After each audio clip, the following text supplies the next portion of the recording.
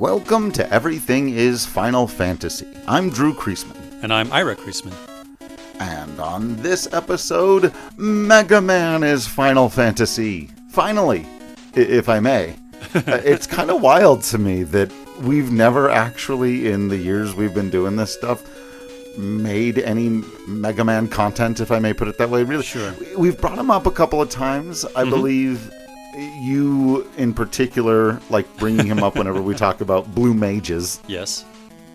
Makes a lot of sense, right? But as big fans of the franchise, we haven't really set aside the time to talk about it, and that there's this new-ish, it's now been a couple of weeks, months, but whatever, on our timeline, of old people timeline. It's a brand new thing. It is. The Secret Level on, I think it's on Amazon or something like that. A pretty neat little collection of shorts, all based in video game worlds. And we may ultimately get around to talking about all of them. I think we should probably do the D&D one at some point, since that's another thing we're fans of. But we've even talked about that. I've made some videos and podcasts about Baldur's Gate and stuff like that. But we were just both so amped to watch the Mega Man episode. And so we're going to talk about that. But first, Ira, we do have to go a little bit further back in time. Since this is our first big conversation about Mega Man, how do you remember the little blue bomber coming into your life? My first Mega Man game was Mega Man 2, and I rented it from City Market in downtown Grand Junction. So when we got a new grocery store downtown, they very specifically had a video rental place in it, and they included video games. And I had no idea what Mega Man was. And I originally thought, when reading the back of the box, that you would become each of the different robot masters instead of Mega Man fighting each of them, which I thought was a super cool idea. Once I realized what it actually was, I still thought it was a super cool idea. Sure.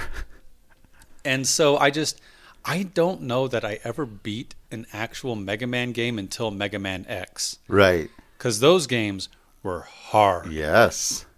I would, in fact, even now, usually what I'll do with a new Mega Man game is I'll beat all the Robot Masters and then stop playing. Because for me, that's the most interesting part, is collecting all the items and skills and powers and like making Mega Man the best Blue Mage he can be.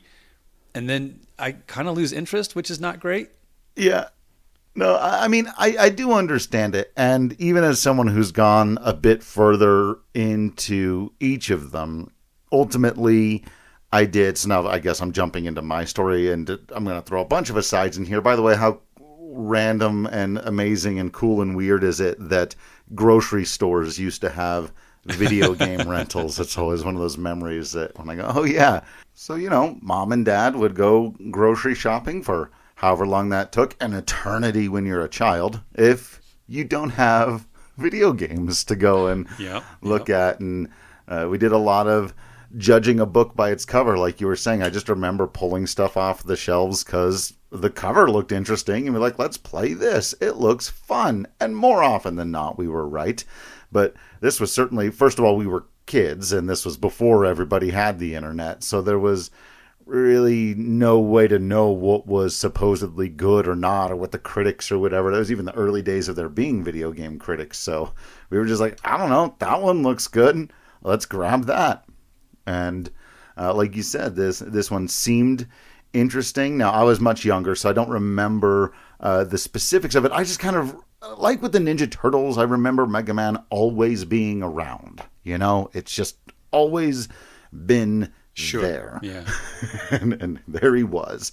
And I do remember early on thinking, back to our conversations on favorites or preferreds, or, why do you prefer this to that, thinking I like Mega Man more than Mario or Castlevania, which were the other types of games. Now, I really like Castlevania a lot more for vibes and things, but just playing Mega Man, I always really, really liked. But as you mentioned, they were so difficult, especially as you did get into the Wily stages, that, I never even came close to beating these games as a kid. It was once I returned to them in college that I was like, you know what, I'm going to make a real run at this. And I still never beat Mega Man 2. I do think there's an easier difficulty available for it now on like more modern reiterations of it, or it's been modded or something like that. But I did end up beating Mega Man 3, and it was one of the coolest, like, if you can feel accomplishments as a gamer just for beating a difficult game. And there are people who do, and fair enough. Like FromSoft is winning awards and raking in, tons of money just based on that concept of people who really enjoy the satisfaction of overcoming the challenge. And beating both Mega Man 3 and Castlevania 3 in college were two of my, like, very proud moments as a gamer. I also think that was a time when you were expected to pick up a game and play Right. it over and over again, and play it from the beginning over and over again. Nowadays, it feels like you Right. pick up a game, you play it, and you're done with it, which is not really how I do it. I'm still playing Sure. Mega Man. I'm still playing Final Fantasy 15, for example. I'll revisit that one, or 7 Remake. I'm in the middle of playing Unicorn Overlord right now, but that's the sort of thing that I feel like we've gotten away from as a gamer society. Am I right in that? I think in a lot of ways, yes. Or I do think that there are certain streamers who have brought that back a bit. I think the whole streaming industry or ecosphere, whatever is probably a nicer way to say it, has revitalized some of those older games because people want to see, okay, it's almost like those videos. Do kids today know what these 90s sounds are? Or what they know what a dial-up modem even sounds like? And there are sort of Sure. streamer video game versions of that, which I very much enjoy. But, I do think, yeah, that, and to some extent, I guess this is going to be a longer conversation, I thought, but that's fine. There's a lot of things to talk about here. But some of that early video game design was pretty exploitive as well, because Sure. part of it was Because of arcade games Yeah. trying to get extra quarters out of you. So you had to pay more money to beat the game, basically. And that's a kind of concept we really cringe at these days, right? Pay to win. And that's kind of why some of these games are so difficult. And also some of it was limited memory space. How do you get replayability out of a game that's only got so much space on it when before you could tell grand and sweeping stories, even in your, car racing game, you basically you had that limited space. And so a lot of times they would make it really, really difficult so that it seemed like the game was a lot long. It would take you 100 hours to beat Castlevania 3, but speedrunners can do it in 20 minutes, right? Right. I have no idea there's probably somebody out there listening like, actually the speedrunners. I have no idea, but it's probably around in there, I would think. I do, however, have a very specific memory of you getting Mega Man X for your birthday.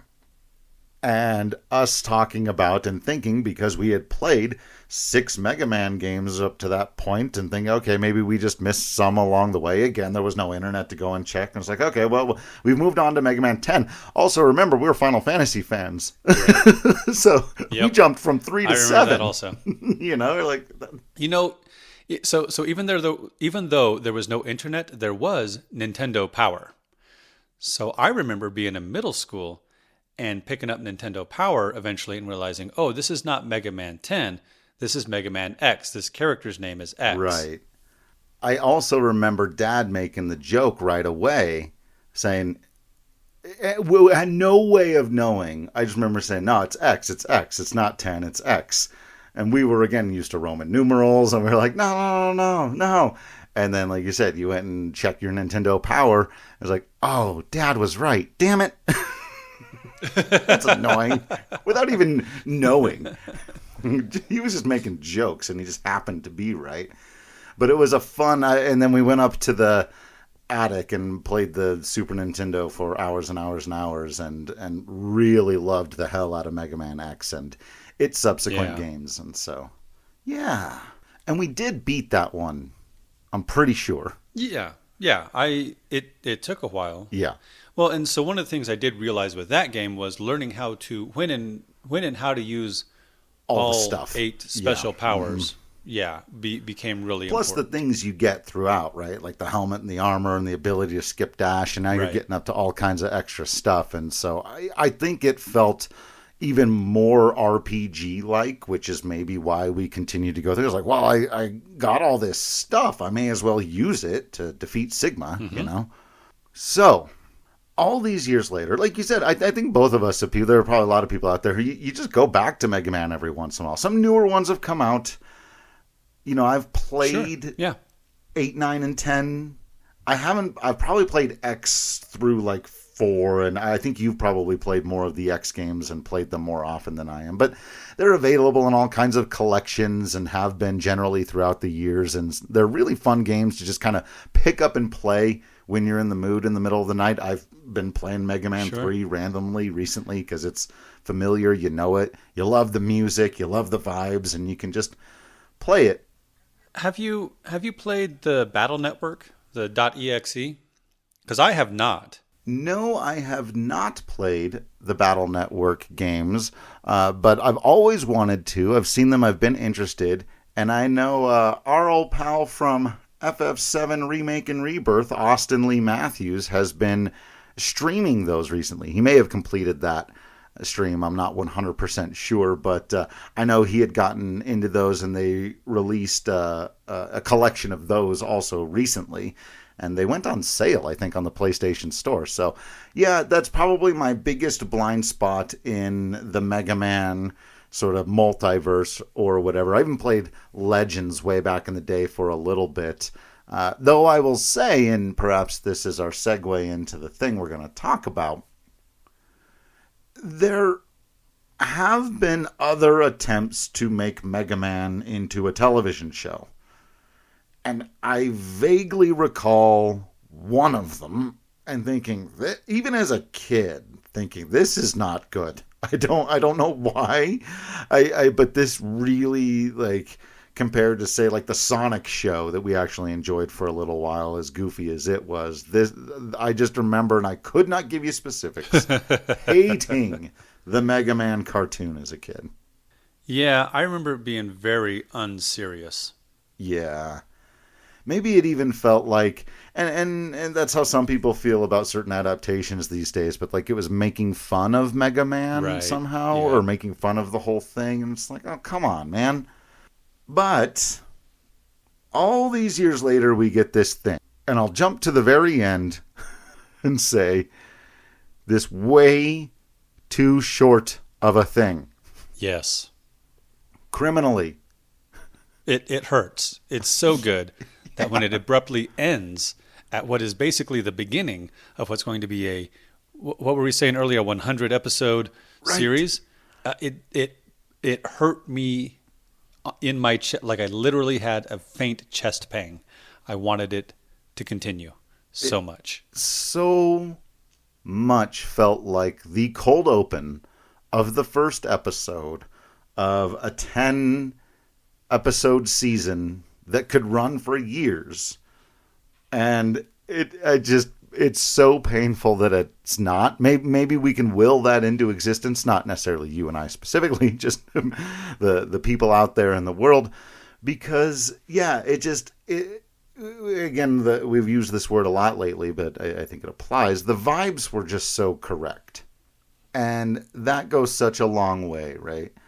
So let's dive into what happens, and we'll make our observations throughout. But I think that was just the main takeaway from both of us. It's like, man, this is really awesome. I wish that we could now have a whole show with this animation style, with this tone, with these actors. All of it just felt right. And that you could do so much with it if you just follow the Mega Man mythos. But before we get too carried away, what actually happens in this little thing?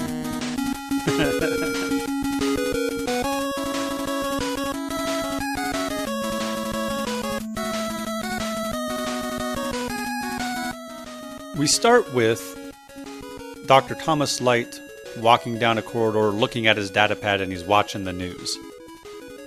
And on the news, it's breaking news. It's the little Chiron says, Metal Man attacks city. and the news reporters are talking about how all the support that Dr. Thomas Light has sent out has failed to stop his rampaging robots, which is kind of the basic plot of Mega Man. Dr. Light created these robots. He created a lot of robots. A lot, apparently, but yeah, I do love that you get it all basically in like 2 sentences on a Chiron or in a news report. Right. And those 6 original, the 6 original working robots have gone berserk, and we're not sure why, but Dr. Light knows it's because of Dr. Wily. Dr. Wily has always been jealous of Dr. Light because Dr. Light... I was going to say because he's played the games too.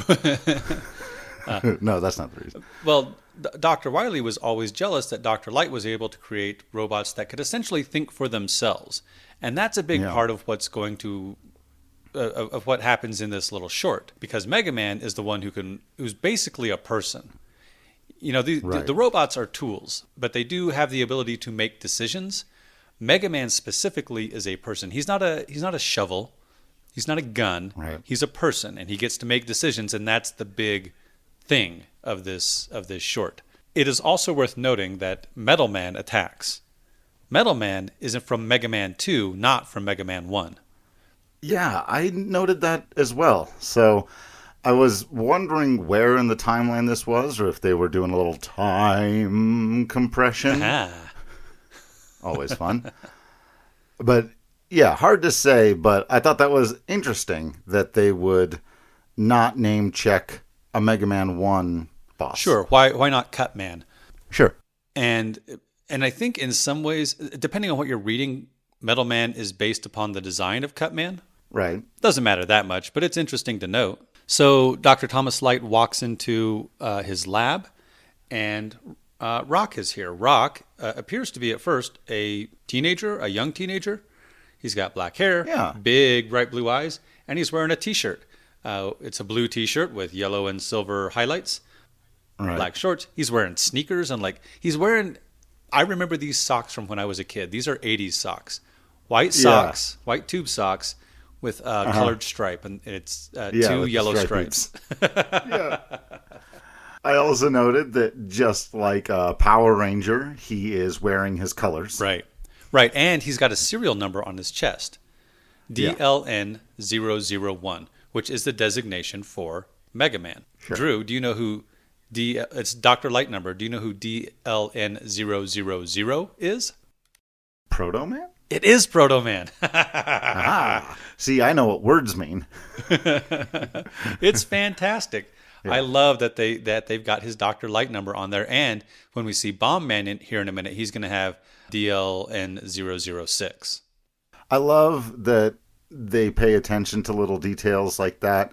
Again, those are the kinds of things that some fans may or may not notice, but when you do put them in there, it shows the kind of love you have for the source material, which is great. So Mega Man says, "What can I do to help?" And Dr. Light says, "Open Bay 6. The DLN006 is Bomb Man. And they pull the lever and the bay opens and a giant, like a 20-foot tall Bomb Man is hauled out. It is interesting to note that he's a giant, right? Yeah. That because in the games, they're basically the same size. Mega Man is essentially the same size as all the Robot Masters. It's not until later that you'd have giants like Frost Walrus or Whale McDuffin, or even like Sword Man is quite a bit taller than Mega Man in whatever game that is. So Dr. Light, first of all, Mega Man's like, Bomb Man? Because of all the 6 original Robot Masters, Bomb Man is the most obviously aggressive. The others are all construction bots. Guts Man is a construction bot. They're all industrial bots, right? Fireman deals with fire related industry. Iceman works in cold climates. Cut Man is, I don't know, he chops things, I guess. But it's about being a tool. Bombs are tools, they can be, but Bomb Man is, bombs can definitely be used aggressively, more obviously. Yeah. Demolition's a thing, but yeah. Right. So Dr. Light says, well, he's our last line of defense. And Mega Man's like, Rock. Rock is like, I could be a line of defense. And then Dr. Light is like, but look at how small and weak you are. No, that's not cool. Well, against something of that size. In fact, I remember in the late 80s, early 90s, there was a series of books called Worlds of Power, and they were essentially middle grade novelizations of Nintendo games. So I had Castlevania Simon's Quest and Wizards and Warriors, and before Shadowgate, Bionic Commando. I had Cool. I had Blaster Master, Ninja Gaiden, and I loved these books as a kid. They were written by an author named FX9, which is almost assuredly not a real name. But one of them was Mega Man 2. And when things go bad at the beginning of the book, one of the things Dr. Light says is, well, I'm worried about you being so small compared to them. But in the game, right, they're the same size. So I thought that was an interesting distinction. Against something of that size, I'm not going to let you throw your life away. So Dr. Light is trying to protect his little lab assistant, who is really his son. Yeah, I mean that's the giveaway of the kind of relationship that they have there, right? It's a very fatherly thing to do, to say, but you're so small and he's so big, and I want to protect you against the thing, because like you said, if he just saw him as some kind of tool, or even if he saw him as just a useful protector or something, as just Sure. a robot, as anything less than a son, he might have reached the conclusion right away. So I love the line that Rock has when he says, "You made me to help, let me help." Yeah. Oh, tugging at the heartstrings, that one. Yeah, that's good. So they get to work, and I think this is really neat because Rock slash Mega Man pops his hand off and attaches like a sort of plasma torch. Yeah. That's a cool detail. I remember thinking that essentially Mega Man was able to shapeshift his hand into the blaster. Mm-hmm. So to see him do that, I think is really cool. Yeah, I thought it was really interesting that you get this kind of like practical application of what will later become, his weapon and the thing that we know him for, right? Being able to change weapons and being able to do what all of the other robot masters do once you defeat them. And then I would love to see some sort of like interesting explanation for the change of color. Like these are the Sure, things I would yeah. love to explore, going deeper into it. But it's a great half a second explanation for why this robot who Dr. Light made to like help around the house has a interchangeable gun on his arm. I was like, well, actually, in the initial stage, it was probably there for like he could turn it into a little cheese grater. He could, Right. he was chopping onions with it. He was, doing basic around the house things, and then turn it into a little, like you said, a little torch to do some soldering whenever just helping out, and then that it becomes this sort of iconic weapon with this iconic sound that they'll use. It's like, yeah, I used to just grate cheese with this, but now I grate you. Sorry. It's a good thing they didn't let me write the show. Maybe all that hardware is for making coleslaw. Coleslaw. One of the things I loved about the early games, and maybe in the novelization too, is they made it very clear that Mega Man was built to be a tool-using robot. He's very efficient.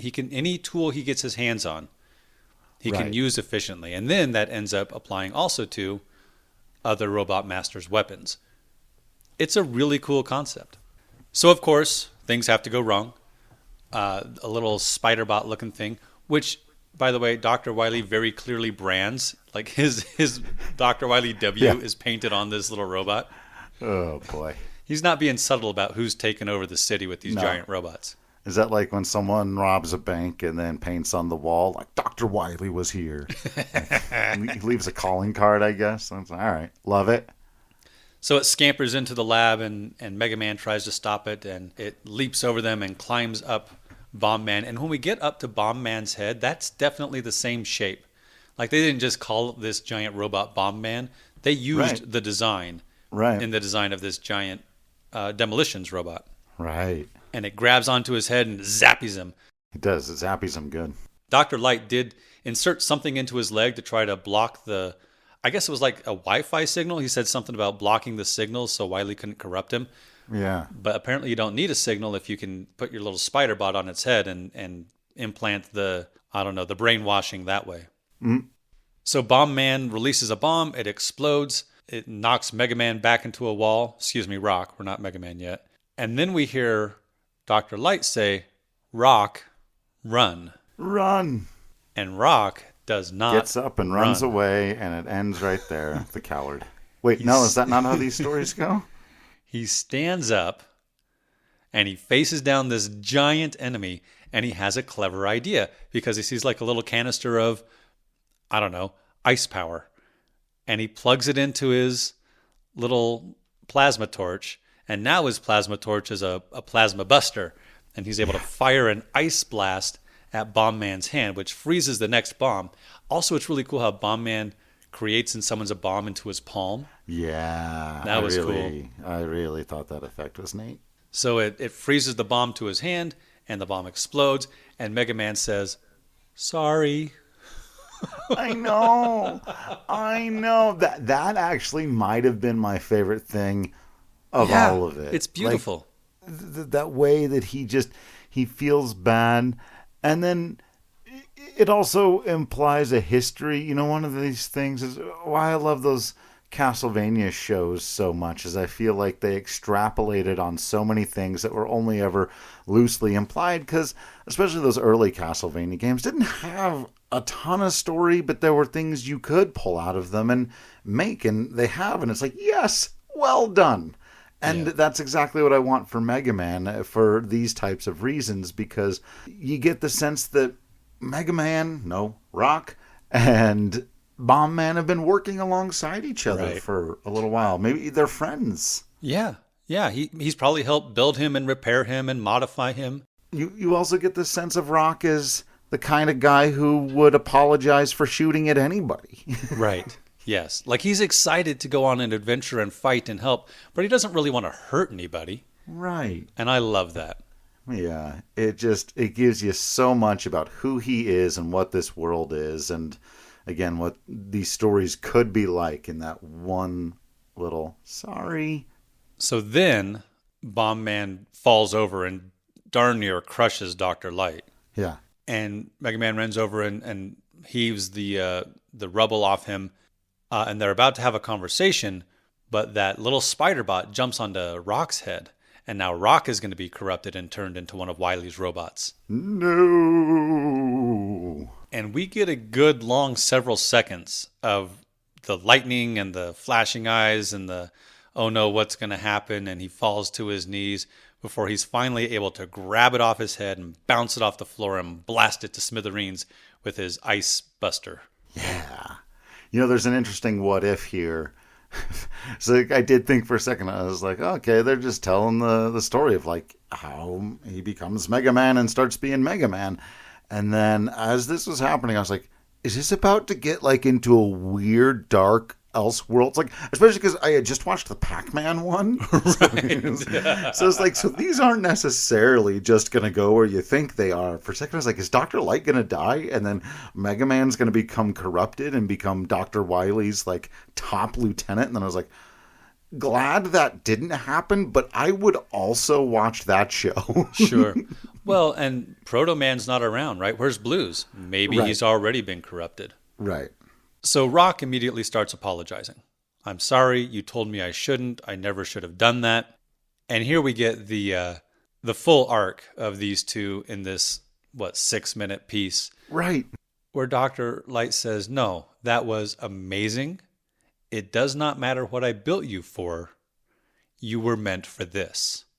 And that's just beautiful. Yeah, at some point you got to let your kids grow up and become what they're going to become, even if that means becoming a super robot fighter man, right? I think that's the lesson, yes. Yeah, right. And the music swells, and it's a beautiful moment, and then we cut to black for just a second before...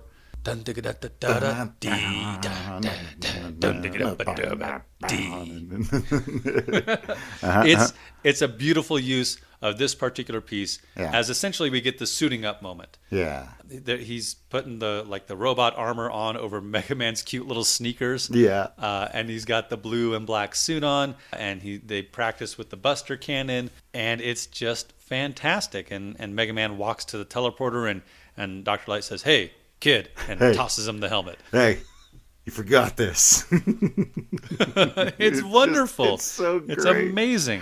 That part had like full 80s cheese to it, but like not in a bad way, like in a very good, like in an Indiana Jones kind of way, like you're getting ready, you're suiting up, or even like as serious as those Tim Burton Batman movies were in certain ways. They've got those scenes of Batman suiting up, and then Alfred, makes a little or like when the bat plane flies up into the sky and very briefly is outlined by the moon, right? Only from that one angle. Sure. Who is that for? Right. But it's for us, and it's nice, and it's cool. Yes. And that's the same with this. It's like, just throw him his helmet, let him hold it out there, let him strike the pose, and then hit the next shot where he's in full gear. They teleport to Mega City, and he's on a rooftop, and that's the beginning of again, a long-running, awesome series. And then it ends. And I was like, wait, what? Just zooms in on his face with all the awesome music going on, and me sitting there being like, okay, now let's go one by one and fight each of the robot masters and make quips along the way and learn and grow and continue to introduce characters like Blues and Roll and the dog. Why am I blanking? Rush. Come on, there's so much we can do here. And then, it just zooms in on his face and ends. And then I sit there and listen to the credits for 2 minutes because the music is still playing and it's still awesome. Yeah, agreed. Yeah. Okay. Bye.